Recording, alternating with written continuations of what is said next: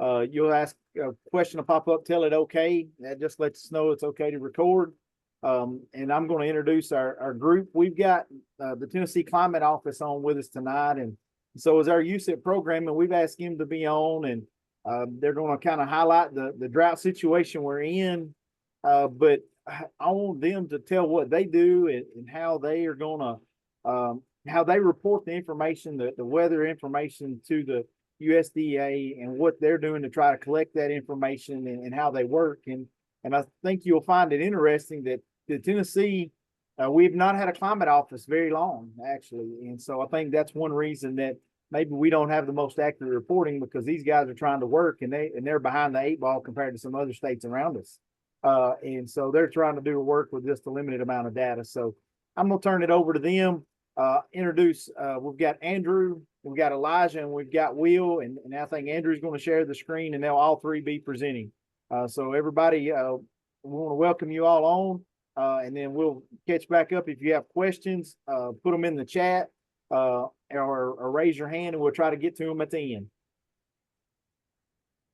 All right. Well, I really appreciate Jason, you and your group inviting us to talk. This is a really good opportunity. We certainly like to talk about what we've done in the climate office, what we do, what we want to provide, and where we want to go. And we want feedback. We want to hear from you guys. I'm going to say a few things here up front about my background and why I got into this. Then I'm going to hand it off to Will. He's going to give an overview of the climate office and some of the things that we've been doing, some of the things we want to do. Elijah, who I'm Andrew, even though Elijah says Andrew, that's Elijah there.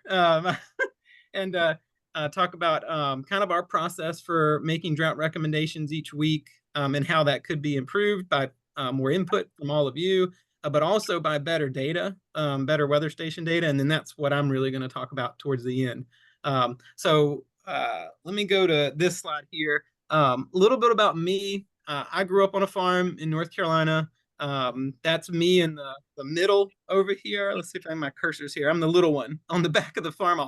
And that's my brother. That's my mom. Over here in the middle, I'm in a fertilizer spreader. There were no safety concerns back then about things like that. We were a red tractor family. We had cows, not a huge farm. We usually had between 35 and 45 cows. That picture down in the middle, that's hay from earlier this year. I try to go every May to help them with their first cutting. And then on the bottom right, that's my niece, my daughter, and my son last Christmas playing on the hay bales. And I was a member of FFA in high school, and that was a really big, influential thing for me. Really, between that and growing up on a farm showed how important weather and climate are, how it impacted everything we did. One of my favorite things, I was telling, I think, Elijah about this earlier today. Growing up, we had several straight years of drought that impacted our corn. We had a smaller cornfield, not anything large like a lot of people have, but we would go down to the pond, pump into the huge storage tank, take it to the corn, irrigate that way. And so it's getting these things right, getting drought right, and getting climate and data services to as many people as possible is really important to us. So I'm going to hand it off to Will, and he's going to talk a bit more about kind of our background and what we do. Yeah, thanks. So I'm Will Tollefson. I grew up just outside of Nashville in Fairview, Tennessee. And like Jason said, we're pretty new in the state climate office. Tennessee previously had a state climatologist that was housed at TVA, but then they left that position and it was never refilled. I think that was in 2005. And so then in 2016, we tried to get the ball rolling to get a new state climate office started. Took us a little while, but eventually in January of 2021, we had the official designation from NOAA as the Tennessee State Climate Office. And kind of what we do is this localizing of weather and climate data. So we start off kind of broad level with federal services, things like NOAA, so the National Weather Service. NCEI is a big one that we work with, so it's the National Centers for Environmental Information. Other things that they provide data, weather forecasts, all of those things. There are also regional climate centers. So Andrew and I both went to LSU at the same time. We met there at at the time, it hosted the Southern Regional Climate Center, which is the umbrella region for Tennessee. And so they provide a lot of data and IT support for state climate offices and getting that information from the federal and local level out to a broader audience. And so what we do with the state climate office is take that information, localize it to Tennessee, and try to figure out what we call climate services. So how can we take this data, this information, and make it applicable to the people of Tennessee? So a lot of what we do centers on our monthly and annual climate summaries. So we put those out every month and year. Those are archived on our website. We also have an email list for that. What we'll talk mostly about tonight is drought monitor input. So when we first started trying to get the Tennessee Climate Office going, the Southern Regional Climate Center told us that that was one of the biggest things that a state climate office can do that was missing in Tennessee. So communicating directly with the drought monitor authors that rotates through every week, and Elijah is going to talk a little bit more about that process as well. But we provide that input and try to kind of advocate for Tennessee to be what we think it should be. Some of the things we'll also talk about, Andrew mentioned this Mesonet. So those are those weather stations that we're trying to get deployed across the state. And we also are working with a drought response committee, so at the state level. I mentioned those climate reports. So we've got a couple here. One of the big things that we do at the start of each one is look at the past month compared to our normals. So compared to the last 30 years, was it warmer, colder, wetter, drier? And this summer, you can kind of see we had this two different drought events, really. First in June, focus a little bit more on the eastern half of the state. And then July, we got a little bit of rain. And then as we went into August, dried out once again. And so that kind of compound of the dry June, some areas staying dry in July, and then also more in August has really hit us hard. And so kind of showing that through these different graphics, and those are included in our monthly reports. We also do our weekly drought monitor kind of infographic. So Elijah helps us get these together through each week when they release the US Drought Monitor on Thursday. We try to pull this together, kind of compare last week's to this week, talk about what's changed and what's coming up as we go through. And you can kind of see a couple here from July and then now in September as things have progressively gotten worse, especially in the kind of center of the state. Over the summer, it was very dry. So you can see in this map from NOAA that two counties, Hickman and then what's that? Overton County, yep, up on the plateau, had their driest summers on record, and then several other there in the top 10 or top 10th of their driest summer, so June, July, August, throughout this year in Tennessee. And so with all of that, we work with the drought monitor. So this is a product that started in 2000, and it comes out every week on Thursday, but it's based off of Tuesday to Tuesday. So 7 a.m. Tuesday or 12Z, what they call it in weather talk. Each week as we go across, that's the cutoff. And so we look at what has happened in the weeks leading up to that point to try to draw what we think the drought should look like. This is drawn by a group of authors. It rotates through every 2 weeks, a different author, mostly from the National Drought Mitigation Center out in Nebraska, some NOAA employees, and others with the USDA. And it looks at drought across the country, breaking it into different levels. So starting off with just abnormally dry, what they call D0, which is technically not a drought category. It's just kind of that pre-drought or we're watching things. And then we get moderate drought for D1, severe drought, extreme drought, and then exceptional drought, D4 being the worst category. And what they do with this is use what they call a convergence of evidence approach. So looking at satellite data, observations, ground reports coming in. One thing to note with the drought monitor too is it's not specifically for agriculture. It's not for just agricultural drought. They take a broader definition of drought, although it's really important for agriculture because it is tied in with different relief programs. And so agencies use the information. The U.S. Farm Bill says that this is what triggers different drought response mechanisms in agriculture. So I mentioned those different categories of drought, D0s, abnormally dry, through moderate, severe, extreme, and then exceptional drought, and what those different impacts could be. And those they're going to change place by place, drought by drought. But generally, starting out in that abnormally dry, that's when you start to see grasses drying out, a little bit of drought stress seen. Once we get into that moderate drought, that's where we start to see those stresses show up more. Hay production is down. Wildlife maybe are coming in to eat more because they're not finding those natural sources of foods. Stream flows start to lower, those sorts of things. When we get into that severe drought, that's when we start to see the crop yields drop, maybe water levels at recreational sites going down, boat ramps, things like that closing. Extreme drought, that's really where we start to see, hay is scarce. We're having to bring in water, things like that.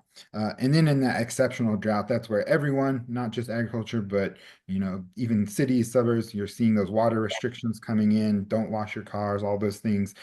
Cities are starting to count down how many days left they have in their municipal water supplies. So that's really that extreme scenario. And I mentioned those different relief programs. So USDA, disaster assistance. Key things to know with the drought monitor is 8 straight weeks of D2, which you probably know, can get you into this declaration for disaster or drought disaster. Anytime in D3 or D4 can also trigger that. But there's also this kind of fast track where they can design or designate a drought, even if it doesn't reach those other kind of rules based on the drought monitor, if you can prove that those crop production has been dropped in your county. And so with that, I'll kind of hand it over to Elijah to talk about the process that we go through each week for our recommendations. Okay, hi everybody. I'm Elijah Worley. I'm a grad student working with the TCO, and I'm also the Chief Drought Officer. And so my main responsibility each week is to go about kind of helping to make these recommendations and submit them to the USDA author for that week. I don't do this by myself. I extensively use input from Will and Andrew every Monday when we sit down and kind of look at the map and see where we want to draw things. And then we also use a lot of input from our collective of partners that you're seeing here. So we work with partners from TEMA, TDEC, NWS. We work a whole lot with neighboring state climate offices to really kind of hone in on where we need to be drawing the lines and why should we be drawing the lines even across borders. So this is a quick snapshot of the recommendations that I sent in earlier today to the drought author. And so I'm going to kind of work backwards. I'm going to show you this, and then I'm going to take you through kind of the process that we go about, how we, go from, the different metrics that we use. And we do use a variety of metrics. We don't just use one, kind of precipitation metric and base it all off of that. The 4 main groups that we do are, precip, obviously, temperature, stream flow, and soil moisture. So jumping into precipitation, I'll typically start here, kind of get an idea of what we're looking at. And so what you're looking at is the standardized precipitation index.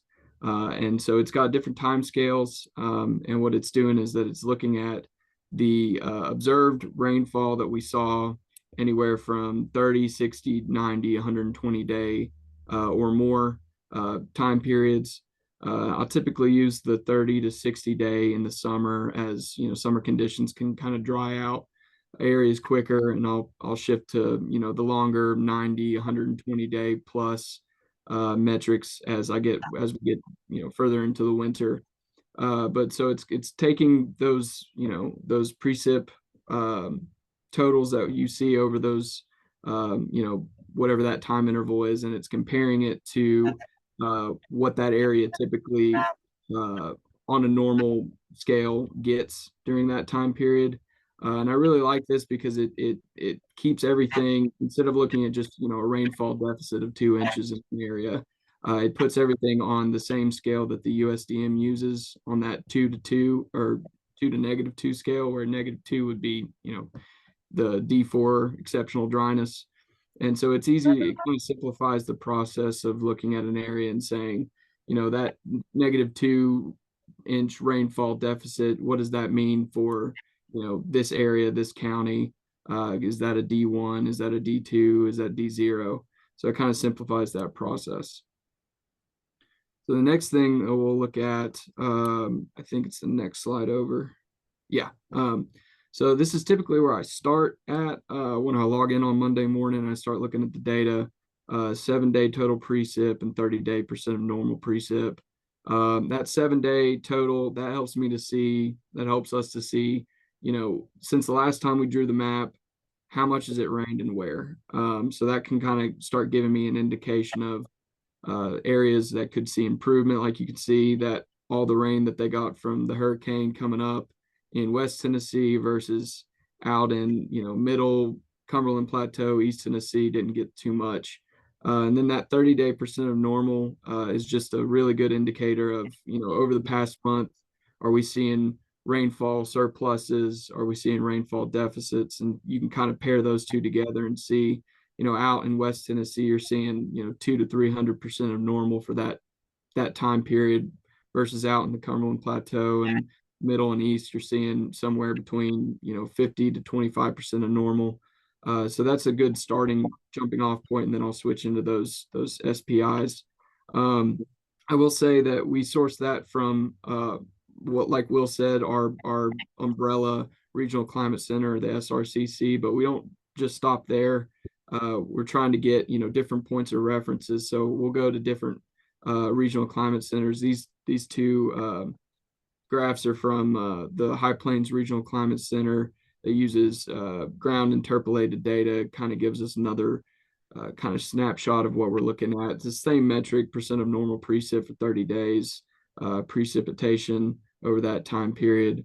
So it's just another point of reference. And then we also use the SERCC, Southeastern Regional Climate Center, Climate Perspectives tool. It uses station data, just gives us another snapshot of what we're looking at. So right there alone, I think that's 10 different metrics that we're looking at just with precip.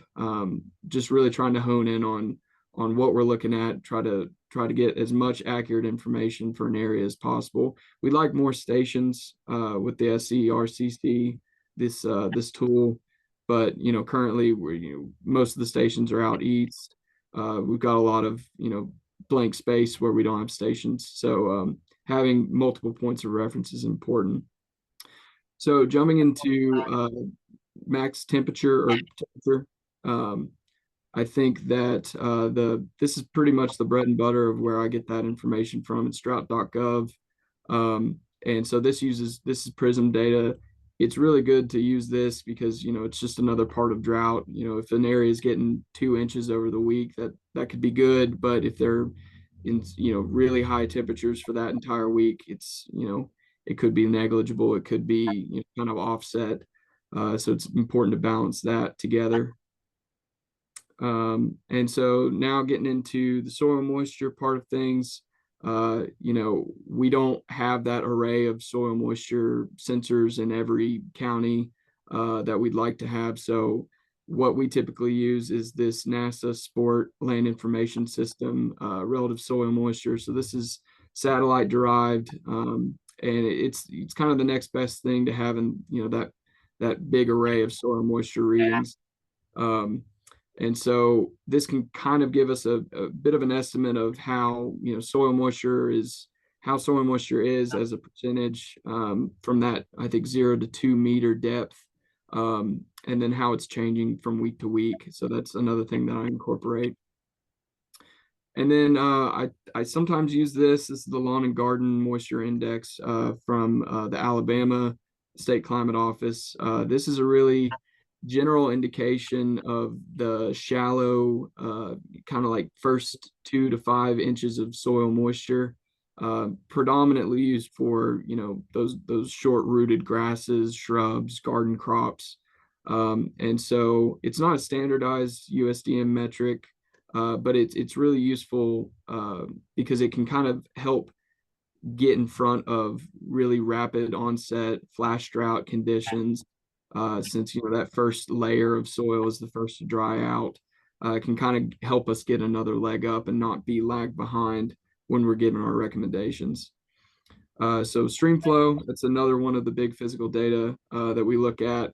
We pretty much source that almost entirely from the USGS, which they have a great dashboard. It gives a really good visual indication of kind of the spatial distribution of flows, especially low flows. So you can see this is from yesterday, and you can see all the blue and green out in West Tennessee as a result of all that rainfall coming up. But then you can also see all those, oranges and reds as those well below average stream flow rates. And so it's just another good serving point, that we use in our recommendations. So that's the physical data, whole big chunk. I know that's a lot. Trying to, kind of generalize it, so I'm not, on here for an hour. But so that's only telling half the story. The other half is that we really like to get after is the on the ground observations, the descriptions of what's going on, the conditions that people are seeing. And I'll get a little bit more into this this tool that we use, but we source a lot of that information from this Seymour tool. It's Condition Monitoring Observer Reports, and that's a dashboard created and produced by the National Drought Mitigation Center. And so that gives, producers, citizens, extension agents, FSA agents, really anybody, the ability to go on, take a snapshot of what, the conditions that they're seeing and send it in for us to get a hold of. And the big thing with that, go back one more, sorry. I'm going to talk a lot, I'm sorry. The big thing with that is it gives us the ability to see those not only short-term impacts to agriculture, that fast, rapid onset impact that you can see from that, but also, it gives somebody the ability to log information on like ecosystem level impacts, damage to trees, trees drying out, browning out super early, wildlife coming in and feeding or coming to cattle ponds or something like that. So we kind of get both levels, and having that short-term, impact data that we can physically see, it is instrumental in trying to keep up with deteriorating conditions as they rapidly set in. So I just wanted to include a few pictures from some of the counties that had reporters that tagged pictures on the ends of their reports. Bedford's a really good example. It's got, pretty much the quintessential three. You got drying, dead pasture lands, you got really low stream flow, dry stream beds, you've got struggling crops and bad crop conditions. Got some images from Cocke and Marshall counties, low ponds, really bad pasture land. Bledsoe County, I like this one because it's also showing that ecological impact. These trees are drying out at the individual tree or even to the forest level, along with, the pasture lands as well. And then Warren County, it's just some more images, but the bottom right, I think that's Barren Fork River Dam. Somebody sent in a really good descriptive section talking about how the river is no longer even flowing over the dam. And we could go on USGS and check that and see, yeah, that's tributary of this river. That river's low. That checks out. Let's factor that into our recs. And so finally, we kind of look at drought news, social media posts. This is information provided by one of our TDEC partners. These are counties that have water utility systems that are being impacted by drought, that are going through some kind of issue, low flow and low wells, I think, were two of the ones that were reported. They talk about the measures that they take, really good data at the county level. I think the orange represents counties that have those water systems that are struggling. The light red have documented cases of ecological impacts. So think Smith County, there was a documented fish kill due to stream temperature and low dissolved oxygen content. Sequatchie and Bledsoe had relocation of an endangered Florida day species. So we like to also factor that into our recs as well. So putting it all together, coming back, this is how we draw our lines. Their recommendations, they might not get taken. They might get taken. I think probably 80 to 90% of the time they get taken. The other 10 to 20% of the time, I'm annoying the drought author with follow-up emails, giving more justification as to why the line should be here and not there. So that's kind of the wrapped up version. Next slide. Yeah. So I'm going to stay on my soapbox. I promise it won't be too much longer. I really just want to hammer home this condition monitoring observer report tool.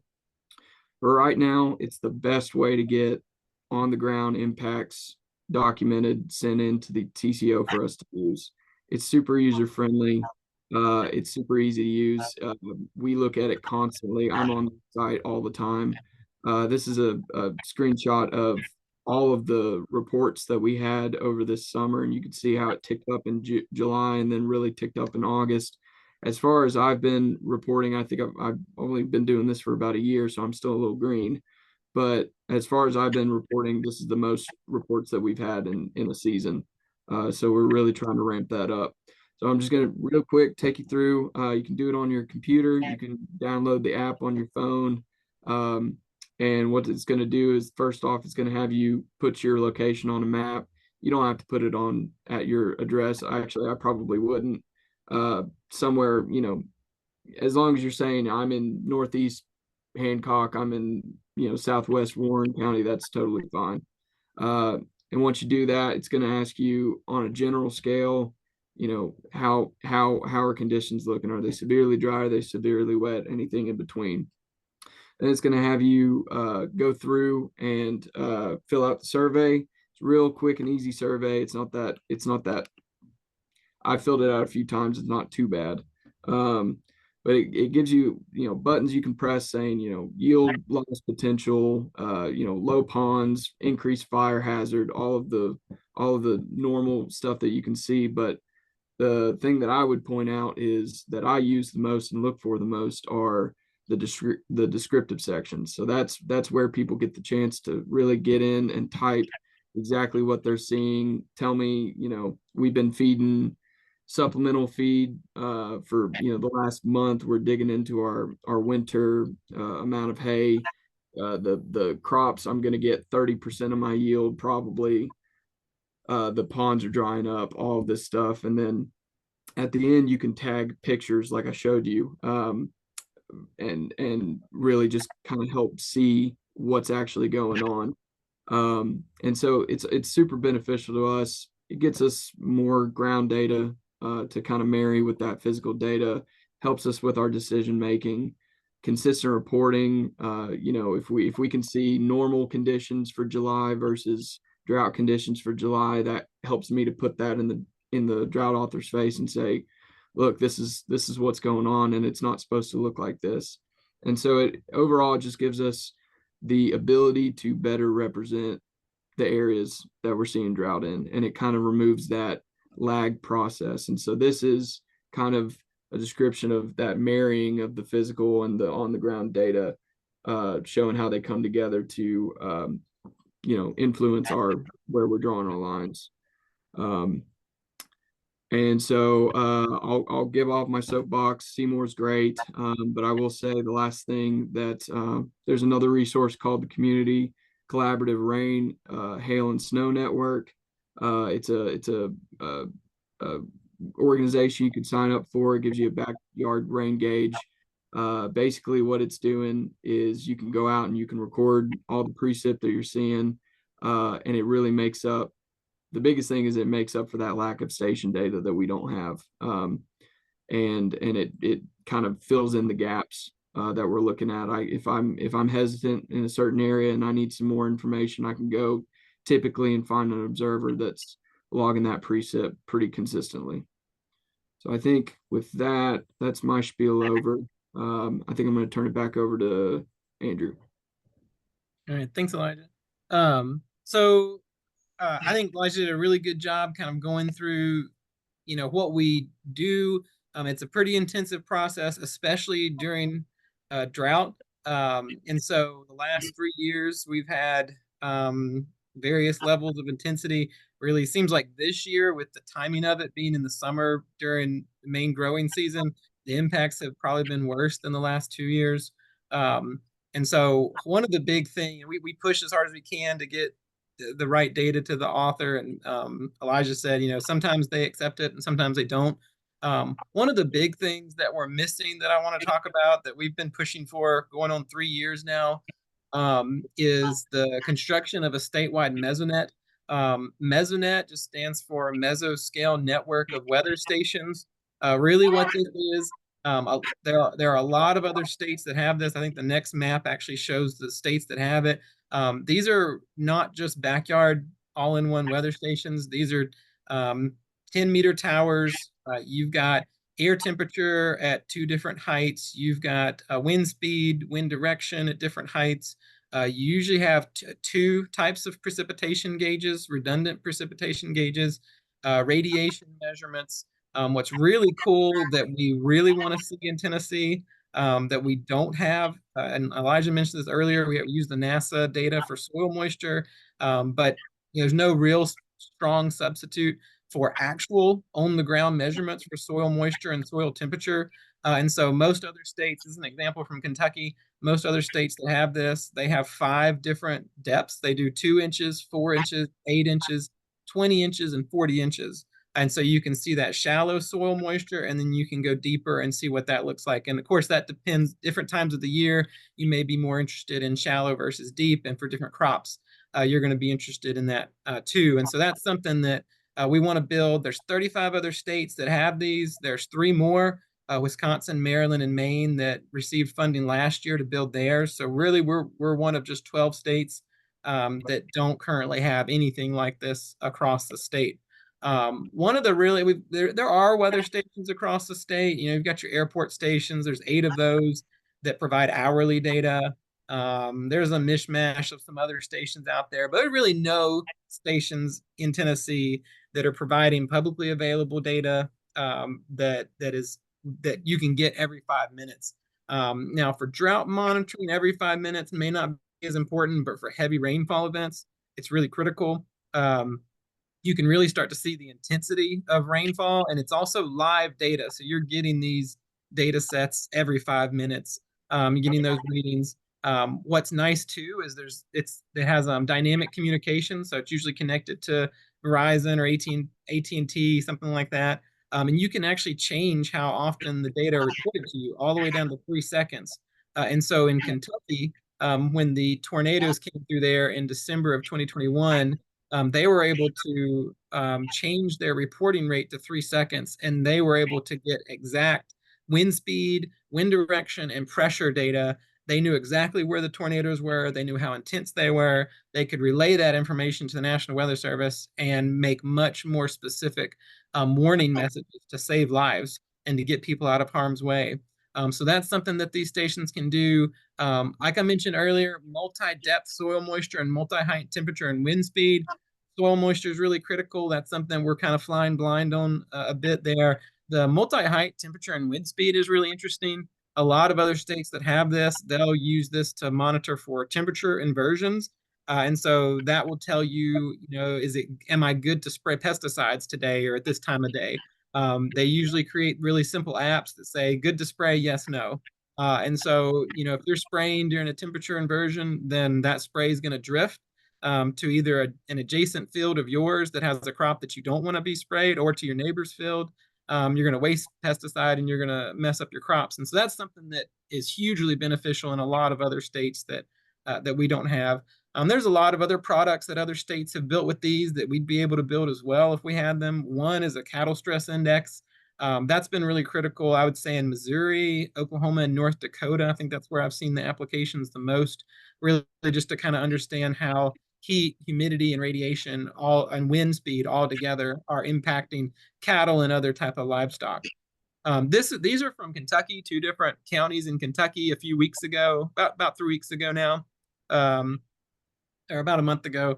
And this is showing the 5 different sensors. So you can see there at the bottom, light blue is 2 inches, dark blue is 4 inches, green is 8 inches, the red is 20 inches, and orange is 40 inches.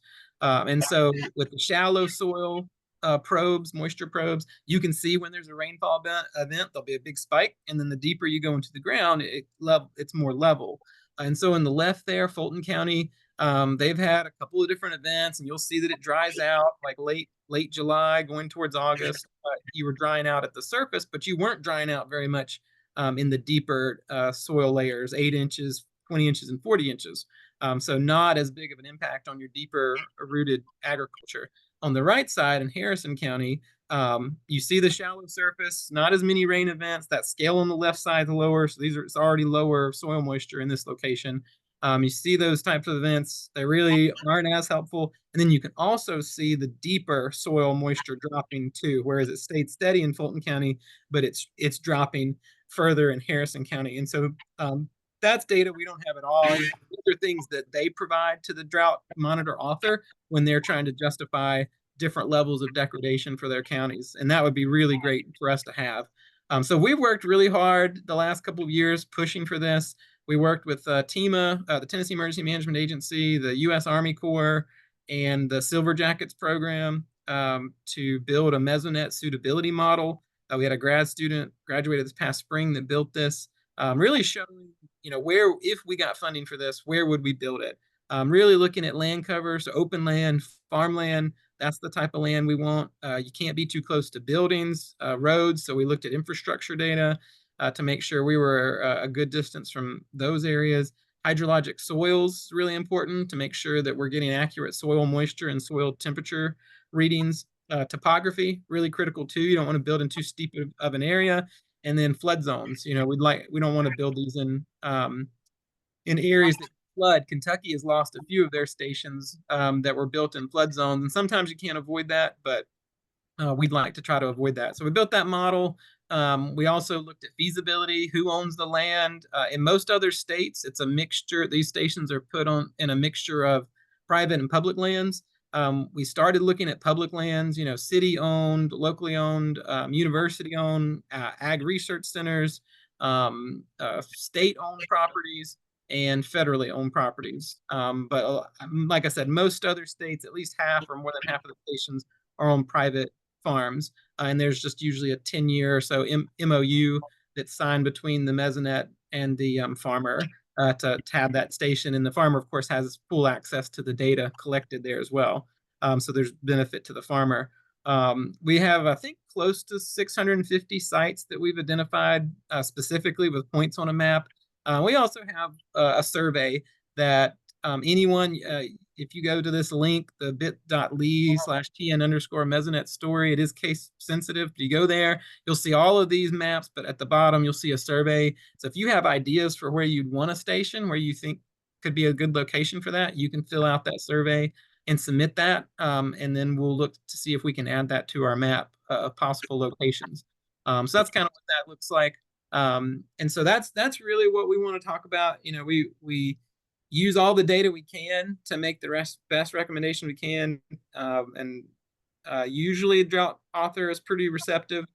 Sometimes if there's an area where we're kind of going back and forth, if we have on ground data, soil moisture data, or these pictures from Seymour, that can be really critical for us. So that's kind of where we are with that. And I'm happy to take any questions you all have.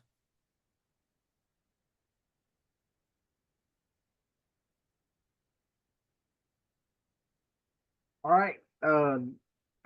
Anybody have any questions? If you can look at the bottom. You can see, you're under reactions. You can raise your hand. We can get to you by raising your hand. I can see that. I can, if you want to do that, or if you type something in chat. I want to thank Andrew, Will, and Eli for being on with us. There's a whole lot of information there that we saw, but I hope that our producers and folks that are on understand how much goes into these drought reporting, and that, if you realize that you see the information that Kentucky was getting from theirs, you can see where that's a little bit more accurate than you guys pulling all those estimates from those different maps and things and trying to make assumptions without actual on the ground information. And so that's what we want. I wanted you guys to present. I wanted you to show producers why that's so important. And that you guys have requested funding. We need to continue to push, for that funding to be able to get this information out so you guys can make the best report that you can. And then hopefully share that with the USDA and those other folks, because I know not just in my county, but there are lots of other counties that were hoping to get funding, that are needing funding, or for whatever reason, disaster, drought. And last year it was really telling that we had producers on one side of the road, because the road was kind of the county line. Producers on one side of the road got drought funding and got some assistance. The exact same conditions on the other side of the road they didn't get any assistance. And so it's really hard to explain that to a producer when he comes into office why we didn't, especially in a small county like mine, where our USDA and RCS office or and the FSA office is located in the county next door. So then they come to the extension office and we're trying to explain or interpret to them and present that information to them. So.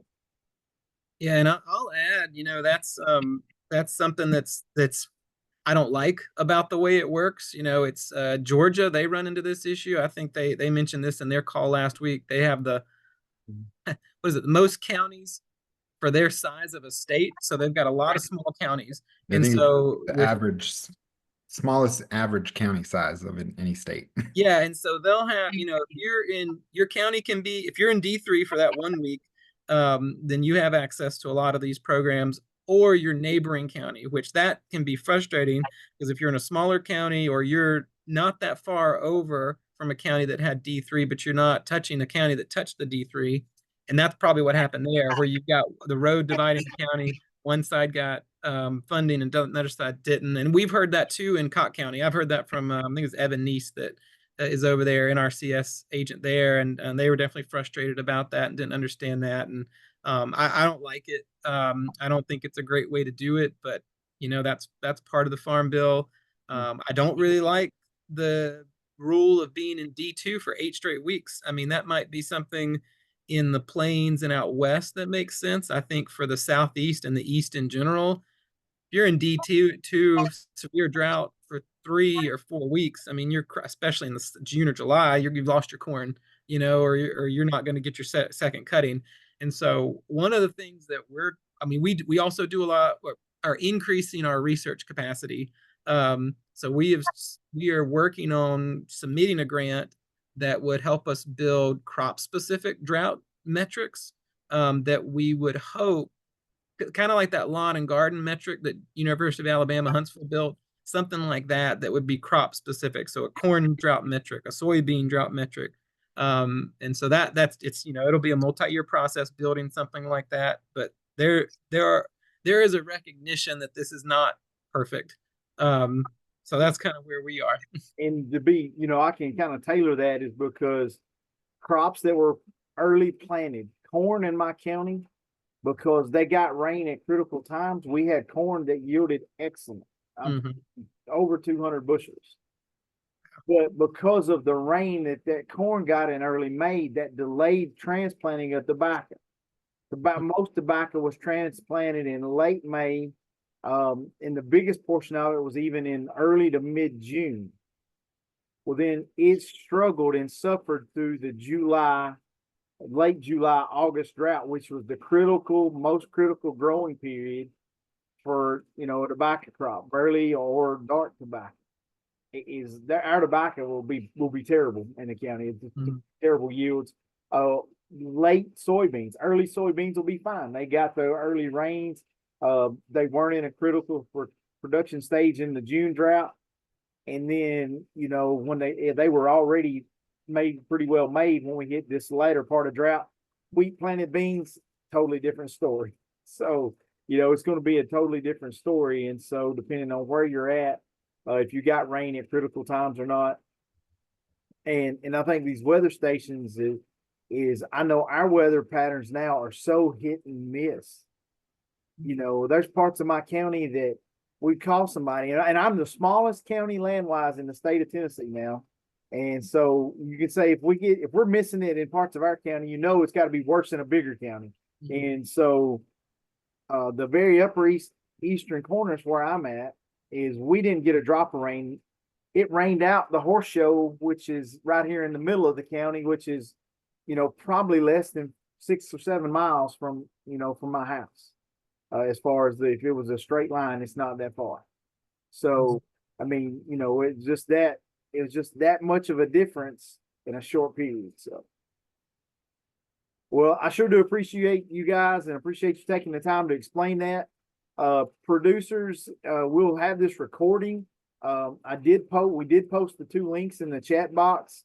The one reason we want to share that, I think if you look at all the reports that I think Eli was showing on that Seymour site, that drought area got a lot of those reports out. Well, that information was probably shared from producers, from agencies, from the Extension Office, to trying to get that out to producers to upload that information to get it out there. I've tried to share it with producers that I've thought. I've shared it with our USDA and NRCS personnel that we have in the county so they can get that information out so we can get more reports. And then I encourage them to start in May. And so we've only had I noticed there was about 3 dots, and I think those are 2 of the reports I have. And then I think one of the guys at the co-op has put in a report too. And so that was kind of in my area here. So I noticed that Upper Cumberland area was pretty void of these CMR, you know, reports for you guys. And so I would really, really encourage, you know, our producers that are on tonight to use that website. Get in touch with your agent. We can share that website with you so you guys can input that information in there as we go forward. So. Jason, I will say real quick, you know, I think the Seymour, you know, that database is great. One thing that we are really trying to get a hold of, we're trying to work with National Agriculture Statistics Service. Yes.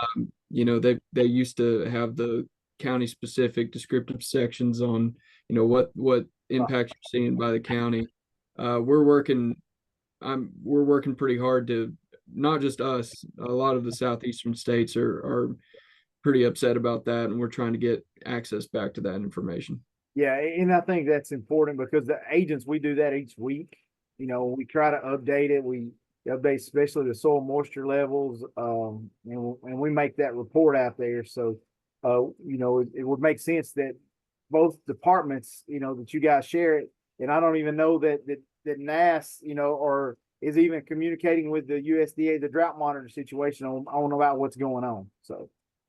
Yeah, because it almost seems, I know it's frustrating because it seems redundant to have to submit something to the Seymour tool if you've already submitted to NAS. Yeah. And so that's, we share the frustration. 100%, I'm sure. So. Well, I don't want to keep anybody. Thank you for your time, guys. I sure do appreciate it. Reach out to us if we can do something to help on our end. Producers, anybody else that's on, I want to thank you for joining us tonight. This ends our USIT Ag Talk Tuesdays. We do have our beef summit coming up on October the 1st. It's there in Cookville at the Heidelberg's Ag Pavilion.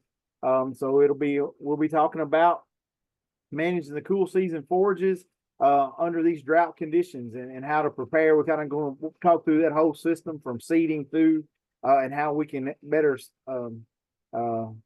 get control of these things on our farm and help prepare those cool season forages for this drought situation. So, but without anything else, thank you guys, and I sure do appreciate you joining us tonight. Thanks, Jason. Yes, sir. Thank you. Thanks.